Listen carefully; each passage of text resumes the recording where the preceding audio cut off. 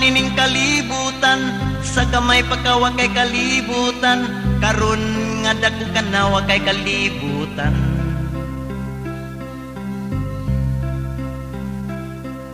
Imong nanay ug imong tatay nagayug-yug sa duyanan, nakatulog ka bata walay kalibutan.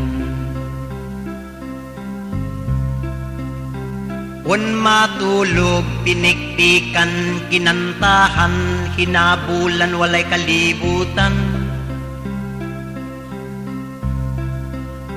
Kay ang lamok nagdalag dinggi pibir, mutug pa mutupok walay kalibutan.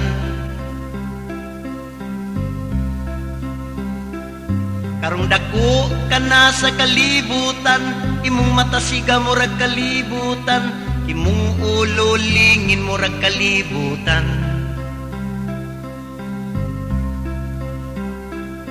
Nang ligid ang mga katuigan, tigulang ka na sa kalibutan, ug hapit ka na mubiya sa kalibutan. Ug namatay ka sa tuig 1968, ititanos ka wa kay kalibutan. Gihukasan kagiligo kagisulod sa lungon, ibuswat ka wa kay kalibutan.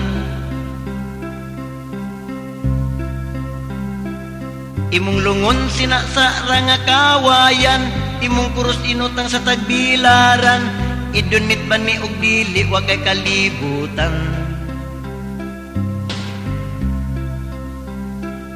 Iampo ta ang kalag ni Damian, kay impirno rabay Pinoy-anan, maluwas pa ni kay tiil pa'y gidubduban.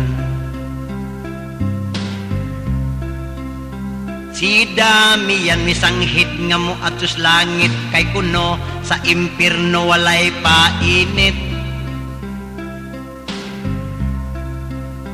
Mi balibad si Satanas, kay sa impirno silang tanan pulos ipanghugno.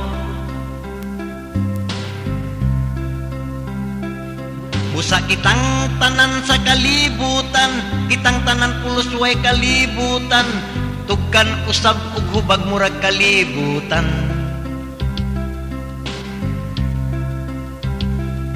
Kitang tanan mi asa kalingawan, atong asawa gipamiyaan, giumang na sila karon wa kay kalibutan. Adios.